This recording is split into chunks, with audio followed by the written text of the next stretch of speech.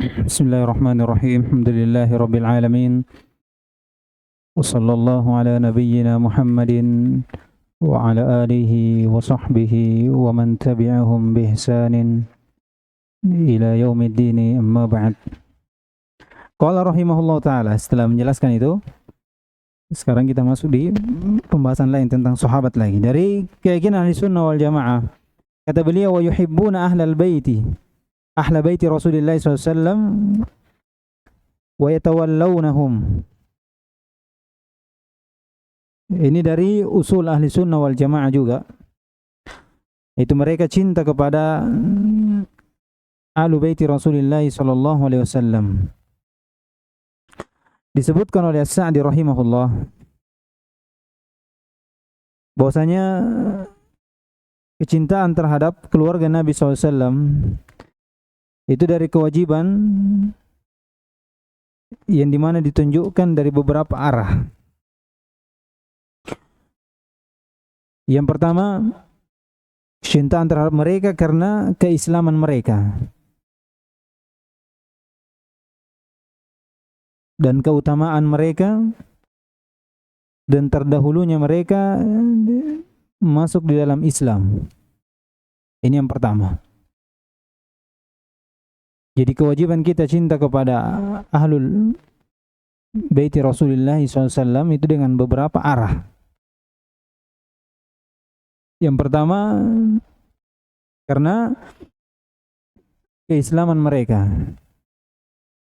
karena keutamaan yang mereka miliki dan terdahulunya mereka dalam Islam, masuk dalam Islam. Yang kedua, dari apa yang mereka terbedakan dengannya dari kedekatan kekeluargaan bersama Nabi SAW dan bersambungnya dari nasab mereka kepada Nabi SAW. Itu dua. Jadi apa yang mereka terbedakan dengan kurbin Nabi SAW, kekeluargaan terhadap Nabi SAW dan bersambungnya nasab mereka kepada Nabi SAW. Ya, ini yang kedua. Yang ketiga, karena dorongan Nabi SAW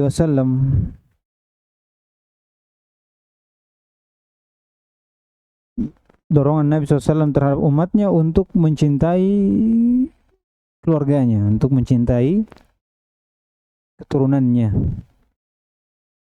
Ya, jadi ini tiga hal yang mendasari bahwasanya seorang wajib cinta kepada keluarga Nabi SAW.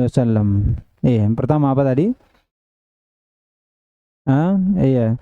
Islamihim wa fadlihim wa sawabiqihim. Islamnya mereka, keutamaan mereka dan terdahulunya mereka masuk Islam. Yang kedua, dari apa yang terbedakan dengan mereka dari kedekatan bersama Nabi SAW, maksudnya dari kekeluargaan dan bersambungnya nasab mereka kepada Nabi SAW. Kemudian yang terakhir, karena adanya dorongan Nabi SAW untuk mencintai dari keluarganya. Namun perlu diketahui bahwasanya ahli sunnah wal jamaah itu dari kecintaan terhadap ahlul bait dan bagaimana loyalitas mereka terhadapnya itu disebabkan karena tidak adanya kebencian terhadap mereka, tidak ada kedengkian terhadap mereka. Bahkan mereka berlepas diri dari ahlul bid'ah wad dolal, dari pelaku bid'ah dan orang-orang sesat yang mereka menancapkan kebencian dan permusuhan terhadap mereka. Ini yang perlu diketahui. Sebagaimana kemarin kita sebutkan ya, bahwasanya Ahlussunnah wal Jamaah selamat lisan mereka. Kenapa selamat lisan mereka dari cercaan? Kenapa? Karena dipenuhi dengan apa? Pujian-pujian. Ya kan? Selamat hati-hati mereka dari hasad dan dengki karena apa? Dipenuhi dengan kecintaan. Demikian pula ini. Ya, ada kecintaan terhadap keluarga Nabi SAW, ada loyalitas, itu karena mereka ini tidak ada kebencian terhadap mereka dan mereka berlepas diri dari pelaku bid'ah yang menancapkan kebencian dan permusuhan terhadap mereka. Iya. Kemudian yang perlu juga diketahui dari kecintaan seorang ahli sunnah wal jamaah terhadap keluarga mereka, keluarga Nabi SAW ini, dari akidahnya adalah mereka sebatas dari syariat saja. Kecintaannya terhadap siapa? Keluarga Nabi SAW. Tidak ada gulu. Lihat, ini sudah lewat tadi. Ya. Jadi kecintaan terhadap keluarga Nabi, pada sahabat juga keseluruhan, itu sebatas apa yang datang syariat dengannya.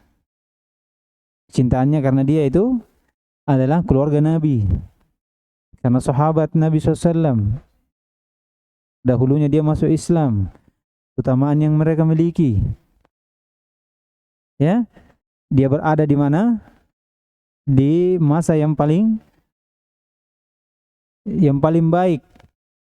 Iya, sebatas itu, tidak lebih, sampai pengagungannya setara dengan pengagungan terhadap Allah Subhanahu wa taala, atau mengangkat derajatnya yang derajat yang sudah ditentukan oleh Allah Subhanahu wa taala, seperti yang dilakukan oleh kaum musyrikin ya terhadap orang-orang soleh mereka. Jadi ini perlu dipahami ya, dari kecintaan, supaya tidak jangan sampai cinta ya, terlalu cinta juga. Sampai sujud-sujud depannya gitu. Ya, itu Nah.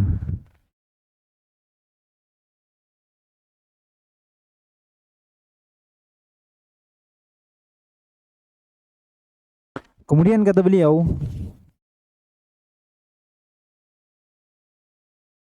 yuhibbuna ahla baiti Rasulillah SAW wa yatawallawnahum.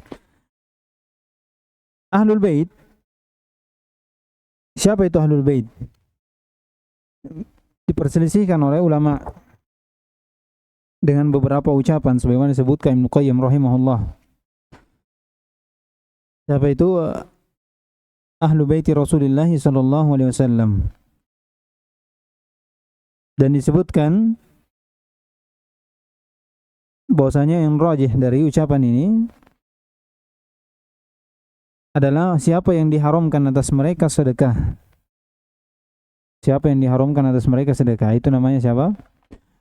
Ahlu baiti Rasulullah sallallahu alaihi wasallam. Dan mereka ini dari keluarga Ali, keluarga Ja'far, keluarga Aqil, dan keluarga dari Al-Abbas. Disebutkan juga dari Banul Harith ibn Abdul Muttalib dan istri-istrinya, istri-istri Nabi sallallahu alaihi wasallam.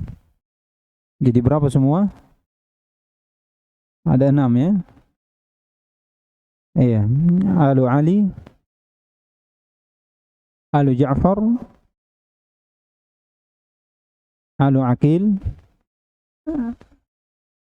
Alu Abbas, kemudian Banu Al-Harith ibn Abdul Muttalib, kemudian istri Nabi SAW. Walaupun istri Nabi selisihkan ya, akan datang nanti. Ini berdalilkan dengan hadis dari Sahih Muslim dari sahabat Zaid ibn Arqam. Zaid ibn Arqam radhiyallahu taala anhu. Beliau berkata, Rasulullah SAW telah berdiri khutbah di mana di tempat yang namanya Khum. Ini di antara Makkah dan Madinah. Di situ Nabi SAW memuji Allah Subhanahu wa taala. Kemudian memberikan nasihat-nasihat dan peringatan. Kemudian dia berkata, amma ba'du, wahai manusia, Saya ini adalah seorang manusia biasa saja. Saya khawatir datang kepada saya malaikat pencabut nyawa, kemudian saya diambil. Maka saya meninggalkan pada kalian dua sakolain. Dikatakan sakolain karena agungnya ini, yaitu kitabullah, yang dimana di sini dalam kitab ini ada petunjuk dan cahaya. Maka ambil dengan kitab Allah Subhanahu wa taala dan berpegang teguhlah dengan kitab Allah Subhanahu wa taala itu. Kemudian yang kedua, ahla baiti. Ahla baiti, ini dia, dua ini. Al-Qur'an dan ahla baiti. Saya meninggalkan kalian dua, Al-Qur'an dan keluarga saya. Maka udzakirukumullah fi ahli baiti. Iya, maka saya mengingatkan kalian kepada Allah Subhanahu wa taala terhadap ahli baiti. Ini akan disebutkan nanti matan tersendiri oleh Ibnu Taimiyah rahimahullah. Kemudian faqala lahu Husain. Husain berkata pada man ahlul baiti ya Zaid. Ditanya Zaid, siapa dari keluarga Nabi SAW itu? Alaysa nisa'u min ahli baitihi? Iya. Bukankah dari istrinya, dari keluarganya juga? Dikatakan nisa'uhu min ahli baitihi. Istrinya ini dari keluarganya. Kemudian Zaid bin Arqam berkata, walakin ahla baitihi man hurimas sadaqatu ba'dahu. Siapa yang diharamkan sedekah terhadapnya setelah Nabi sallallahu alaihi wasallam, setelah Nabi sallallahu alaihi wasallam. Kemudian siapa mereka ini yang diharamkan sedekah? Kemudian menjawab, hum alu Ali wa alu Aqil wa alu Ja'far wa alu Abbas. Ada 4 ya disebutkan. Mereka inilah yang diharamkan atasnya sedekah. Mereka ini yang diharamkan atasnya sedekah. Ini dari penyebutan Ahlul Baiti Rasulullah sallallahu alaihi wasallam.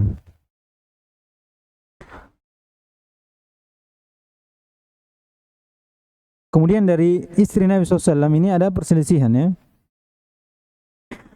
Namun yang rajih sebagaimana dikuatkan oleh Ibnu Taimiyah dan Ibnu Qayyim rahimahullah, demikian pula dari jamaah para as-salaf, yaitu merajihkan bahwasanya istri Nabi SAW itu dari Ahlu Baiti Rasulullah sallallahu alaihi wasallam. Ahlu Baiti Rasulullah sallallahu alaihi wasallam.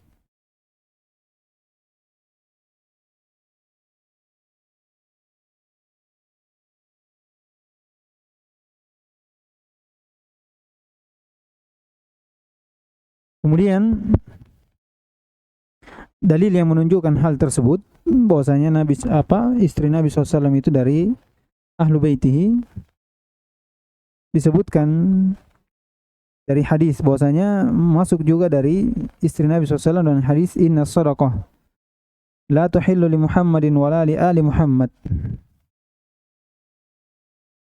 Bahwasanya sedekah itu tidak halal untuk Nabi Muhammad dan juga keluarga Nabi Muhammad SAW. Dan juga datang dalam hadis riwayat dari Ibnu Abi Syaibah dalam kitabnya dengan sanad yang sahih dari Abu Mulaika, bahwasanya Khalid bin Sa'id itu mengutus kepada Aisyah suatu hewan, itu sapi yang dimana ini dari sedekah. Kemudian Aisyah menolaknya. Kemudian dia berkata, inna alu Muhammadin sallallahu alaihi wasallam la tahillu lana sadaqah. Kami dari keluarga Nabi Muhammad SAW tidak halal untuk kami sedekah. Ini menunjukkan, jadi ucapan sekali ditanya siapa itu dari keluarga Nabi, yaitu siapa yang tidak halal untuknya sedekah. Dan diantara yang tidak halal untuk sedekah sebagaimana disebutkan Aisyah adalah istrinya. Kalau diberikan sedekah berupa sapi, maka dikatakan dikembalikan, kemudian mengatakan kami ini dari keluarga Muhammad dan tidak halal untuk kami sedekah, tidak halal untuk kami sedekah. Ini dari dalil-dalil yang menunjukkan bahwasanya keluarga dari Nabi SAW itu termasuk dari keluarga Nabi SAW. Oleh karena itu dari hal yang menakjubkan disebutkan oleh sebagian ulama dari sabda Nabi SAW, Allahumma ja'al ar-rizqa ali Muhammadin quta. Ya, ya Allah jadikanlah rezeki, berikanlah rezeki kepada keluarga Nabi SAW berupa makanan pokok. Demikian pula dalam ucapan Nabi SAW, Allahumma hada an Muhammadin wa ali Muhammad. Ya Allah, terimalah ini dari Muhammad dan keluarga Muhammad. Itu perkara yang ajib jika istri-istri Nabi SAW tidak masuk dalam ali Muhammad di situ, keluarga Nabi SAW. Ya, tidak masuk dalam keluarga Nabi SAW. Taib. Kemudian kata beliau, wa yahfaduna fihim wasiyata Rasulillah sallallahu alaihi wasallam. Haitsu qala yawma ghadiri khum. Udzakirukumullah fi ahli baiti. Ini dalam hadis ya, yang sudah disebutkan tadi, riwayat Muslim dari Zaid bin Arqam. Kemudian Ahlussunnah wal Jamaah menjaga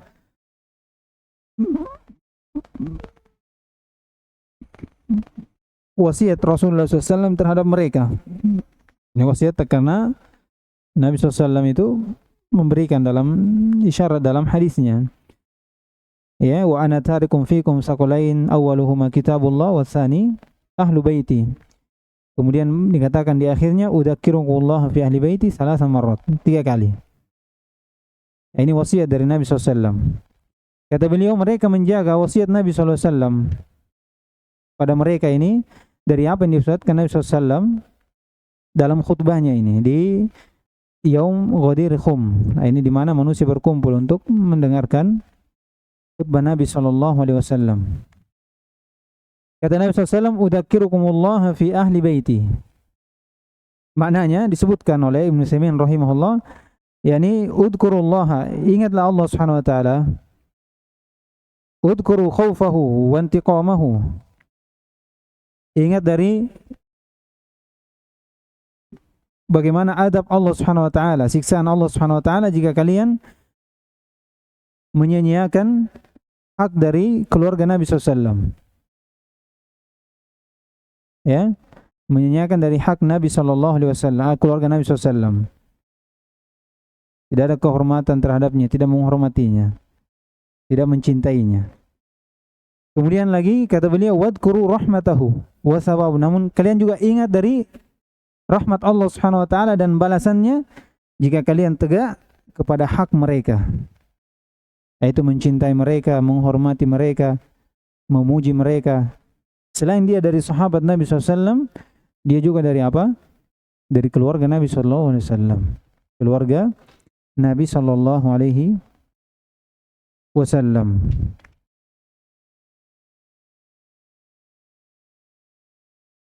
Jadi ini wasiat dari Nabi SAW. Tak kala dia berkhutbah di depan manusia, hadis yang datang dari riwayat Muslim ya, dari Zaid bin Arqam.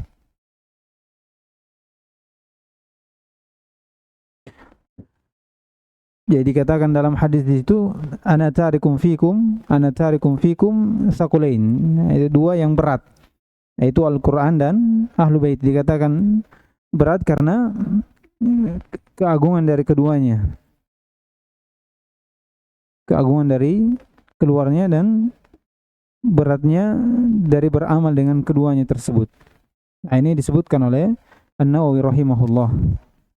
Dikatakan saqulain, 2 yang berat karena agungnya dari kitab Allah SWT dan keluarga Nabi SAW ditinggalkan. Yang kedua karena beratnya beramal dengan keduanya. Bagaimana tidak menyia-nyiakan dari haknya dan tegak dengan hak keduanya, beramal dengan Al-Quran, kitabullah yang diturunkan kepada Nabi Muhammad sallallahu alaihi wasallam. Kemudian kata beliau, wa qala aidan lil Abbasi ammihi wa qad ishtaka ilaihi anna ba'da Quraisyin yajfu bani Hashimin. فقال والذي نفسي بيده لا يؤمنون حتى يحبوكم لله ولقرابتي. Ini hadis disebutkan ini hadis riwayat dari Imam Ahmad dan An-Nasa'i dan At-Tirmidzi. Ini hadisnya dhaif karena di dalam terdapat rawi bernama Yazid ibn Abi Ziyad. Dan Yazid ibn Abi Ziyad ini dhaif. Dia dari perawi yang dhaif. Maka menjadikan hadis ini dengan sanadnya dengan sanad yang dhaif, dan hadis ini dhaifkan juga oleh Syekh Al-Albani rahimahullahu taala. Dhaifkan juga oleh Syekh Al-Albani rahimahullahu taala. Namun dari dalil yang menunjukkan bahwasanya wajibnya seorang untuk cinta kepada Ahlul Bait itu banyak. Ya, di antaranya hadis yang tadi udzakirukumullah di ahli baiti. Iya, di antara hadis yang mewajibkan untuk cinta kepada keluarga Nabi sallallahu alaihi wasallam. Demikian pula dari keumuman bahwasanya keluarga Nabi SAW dari keluarganya termasuk istrinya dan siapa yang berjumpa dengannya itu dari sahabat. Iya, sahabat radhiyallahu taala anhum. Kemudian kata waqala, yakni Nabi SAW, innallaha astafa bani Ismaila. Sungguhnya Allah Subhanahu wa taala telah memilih dari anak cucu Ismail. Wastafa min bani Ismail Kinanah. Kemudian memilih dari Bani Ismail Kinanah. Kinanah ini dari disebutkan bapak yang ke-14 dari Nabi SAW.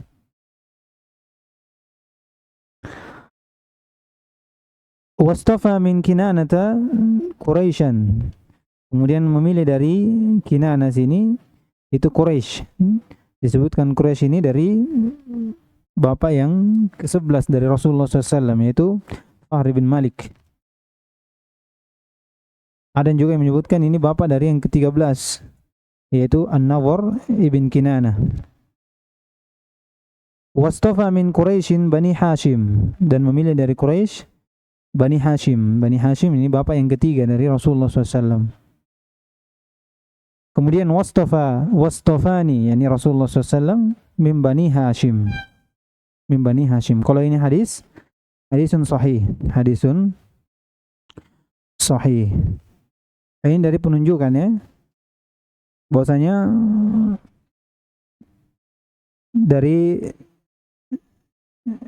keyakinan Ahlussunnah wal Jamaah bahwasanya orang Arab itu lebih mulia daripada orang Ajam. Kemudian dari orang Arab ini yang mulianya adalah Quraisy. Dan dari Quraisy ini yang paling mulia adalah Banu Hashim. Dan di Banu Hashim ini yang paling mulianya siapa? Siapa? Rasulullah sallallahu alaihi wasallam. Jadi mulianya Rasulullah sallallahu alaihi wasallam ini itu dari sisi nasab dan dari sisi dia sendiri sebagai Rasulullah sallallahu alaihi wasallam. Iya, jadi dua arah Rasulullah SAW itu mulia dari sisi nasabnya dan dari sisi apa? Dianya sendiri karena adalah Rasulullah sallallahu alaihi wasallam, utusan Allah Subhanahu wa taala. Dan Allah Subhanahu wa taala.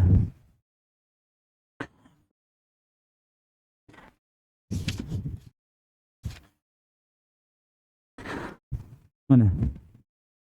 Lanjut. Kenapa deh? Hah? Nggak ada istirahat tadi, nggak ada. Hah? Jangan sampai saya cuma ngomong sini nanti dibawa. Ya? Iya. Insya Allah kita lanjutkan lagi nanti tentang membahas tentang istri Nabi SAW, terkhusus dari istri Nabi SAW. Kemudian menyebutkan tentang siapa yang menyelisih Ahlussunnah dalam hal ini. Kemudian terakhir bicara tentang akidah Ahlussunnah wal Jamaah itu diam dari apa yang timbul di antara mereka tentang perselisihan. Nah, ini sisa 3 lagi pembahasan. Setelah itu masuk dalam karamat aulia, insyaallah. Dekat-dekat lagi. Ya. Subhanakallahumma wa bihamdika asyhadu an la ilaha illa anta astaghfiruka wa atubu ilaik.